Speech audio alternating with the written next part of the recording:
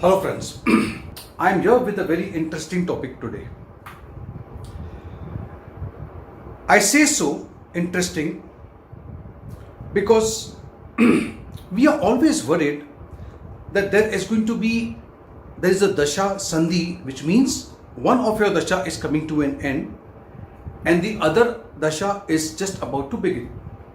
So we are worried whether the coming dasha is going to be good, bad, or what is it. Now this video that I am putting across to you is about a concept. It's about a concept that's called as Murti Nirayana. I'll explain to you. This is pertaining to planets who are slow moving planets like Saturn, Jupiter, Rahu and Ketu. The concept is that when a dasha starts, suppose it is starting today. I know that in the Panchang or the Almanac or the ephemeris I can find out what is the time this dasha is going to start.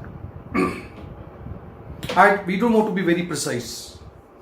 But then today, if this dasha is beginning for me, I have to find out where is my moon placed. Now when I say my moon placed, there are few things that you have to understand before I go any further to explain to you. See, there are two charts that we always follow. One is called the Lagna chart. The second is the moon chart.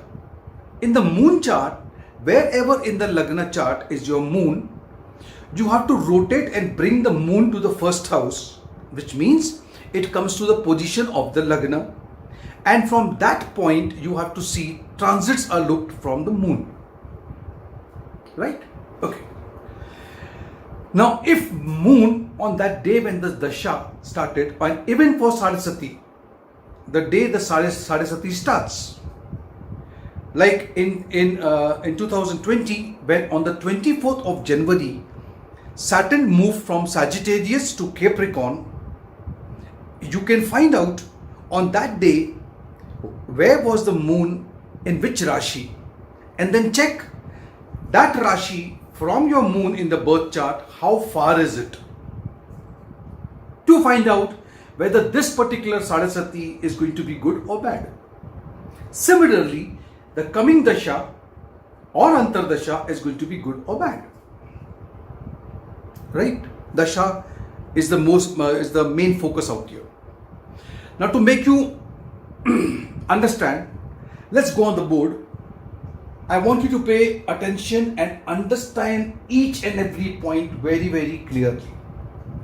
See, where is the moon when the dasha starts is the question in your mind, right?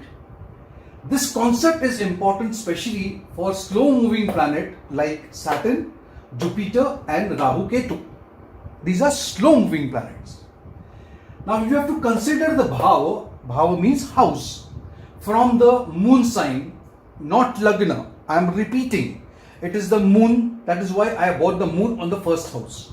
Wherever the moon was there, maybe over here, bring it on top, here, bring it on top, here, bring it on top. So give moon the first house. Where the moon is at the moment when the dasha of a slow planet starts on that day. For example, I am giving you an example over here. Saturn, that is Shani Dev, transiting from the 5th bhava, not in the moon chart, in the Lagna chart. 5th bhava, Lagna chart, to the 6th bhava. Now we know that Saturn gives you good result in the 3rd bhava, 6th house and the 11th house. This is a good position.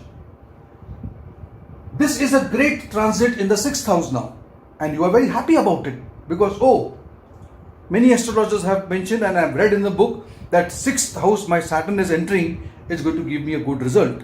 I am very happy about it. Now what happens? But at the exact time of the transit of the moon is placed in the 4, 8, 12 from its position. So 4, 8 and 12, right? The transit would not give you good result because it is with the iron feet. It is with the iron feet. Now to explain you this, give me a moment. Let me read the other concept as well. On the other hand, even if Saturn transits into a bad house, where I have learned, you have learned that in this house, Saturn is going to give me trouble. Oh my God, I'm going to have a terrible time.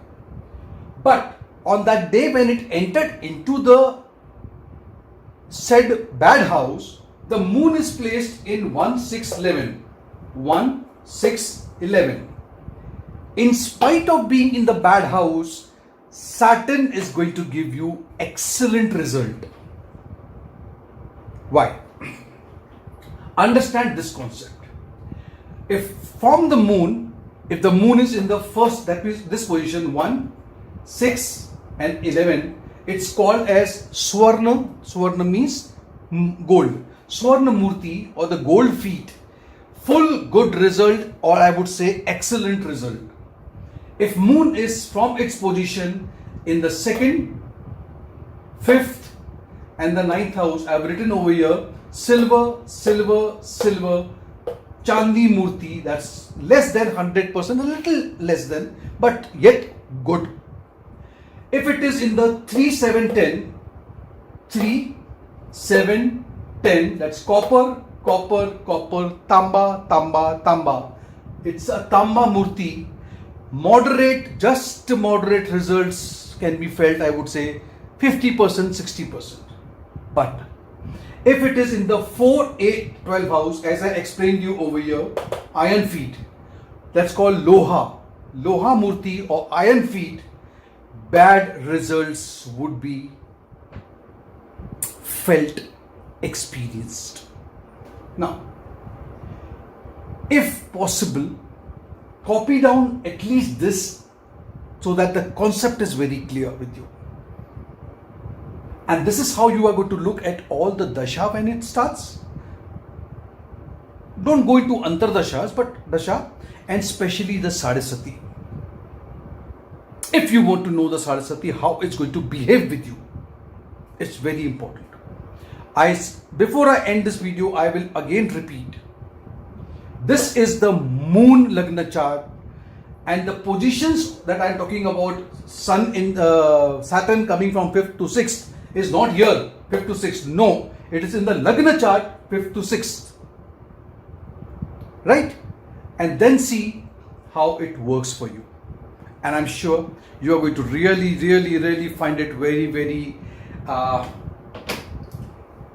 interesting, happening, and many of your queries would be answered. So the same video in the Hindi version coming.